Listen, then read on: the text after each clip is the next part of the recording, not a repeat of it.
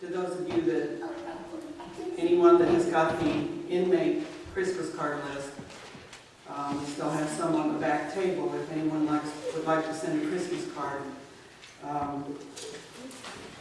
I had already sent them out to all of them on my list, and there was one person on there that I've never written to before.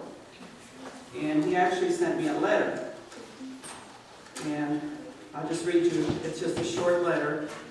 But he says, I want to thank you for sending me a Christmas card. It really meant a lot to me to get it from people that don't even know me.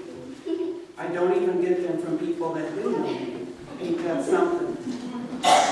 Getting that card gave me hope that things will get better for me. And it made my faith that much stronger.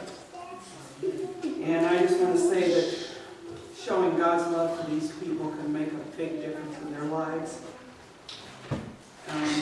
They just need to know that God loves them, and that there are people that do care for them. They've made mistakes like everybody else. And there's just something, I've got this book, God showed me this morning that I need to read this, and it's called Love, a Holy Command by Oswald Chambers. It's an excellent book. And there's just a short paragraph here that says, if I watch God's dealings with me, I shall find that he gives me a revelation of my own pride and bad motives towards him. And the realization that he loved me when he could not begin to respect me will send me forth into the world to love others as he loved me. God's love for me is inexhaustible, and his love for me is the basis of my love for others. We have to love where we cannot respect and where we must not respect. And this can only be done on the basis of God's love for us. Good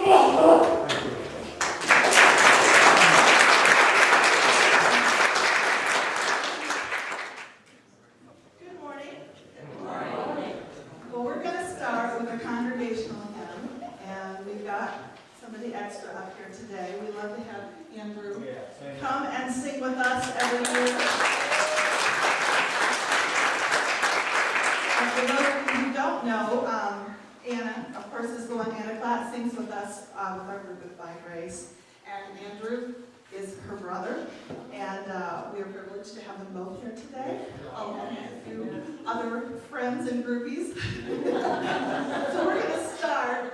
If you're able, we'll have you stand and you grab your hymnal, turn to 537, and we're going to sing part of the Herald.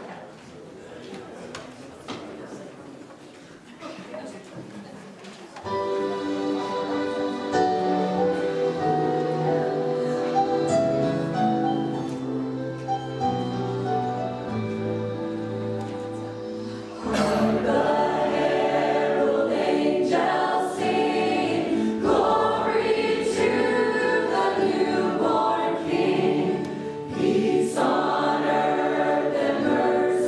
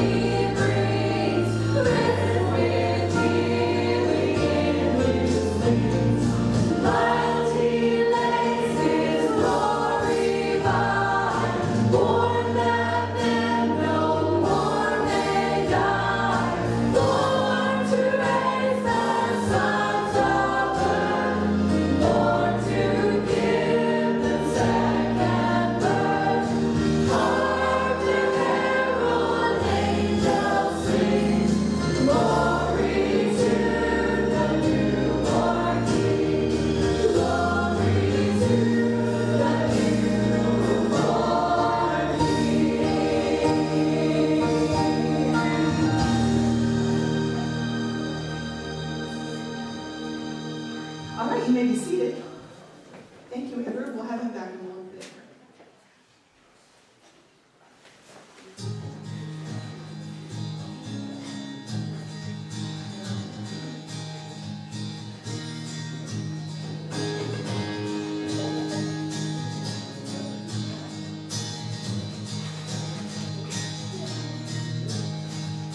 Hail, hail to the newborn King, let our voices sing him our praises. Hail, hail to the guiding light that brought us tonight to our Savior. Hallelujah,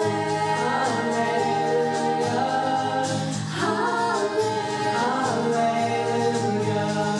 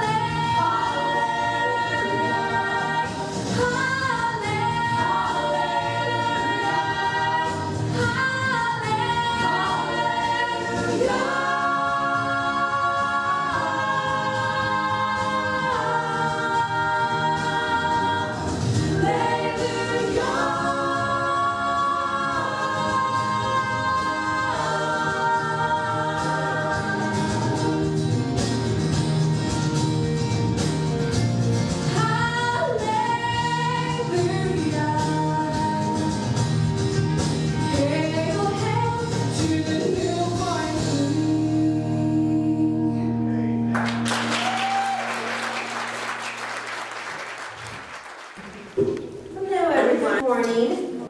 Like this, my mom shared this with me through email, and I thought I'd share it with all of you today. Dogs know. This is really a great story.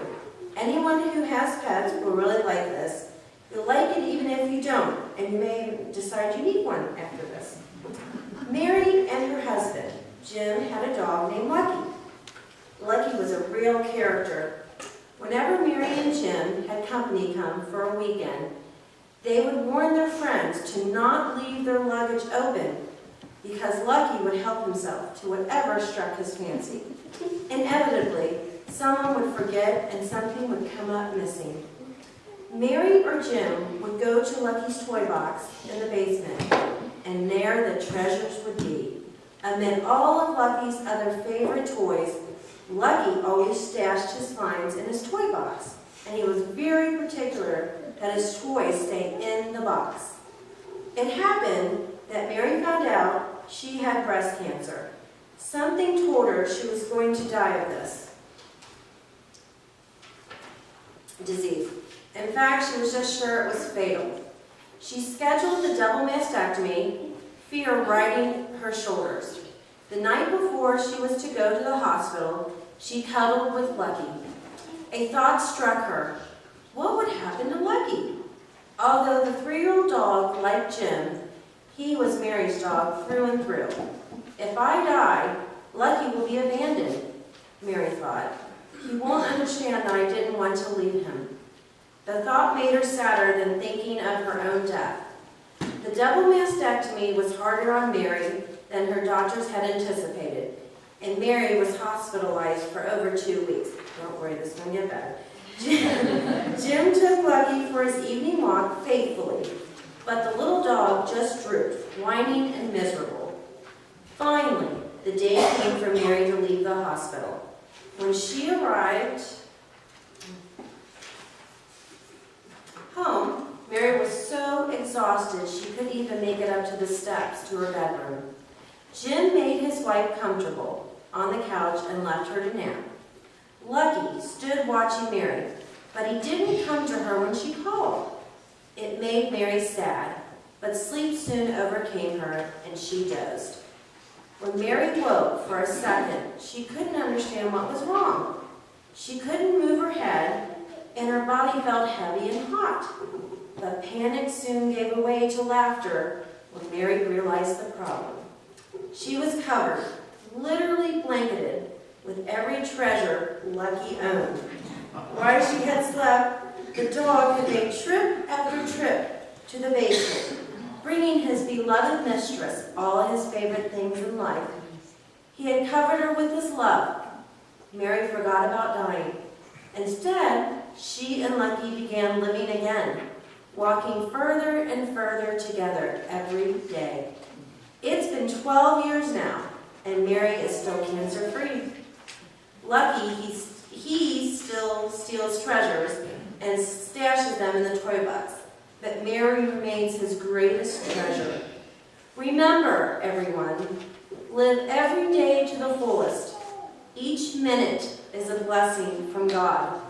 And never forget, the people who make a difference in our lives are not the ones with the most credentials, the most money, or the most awards.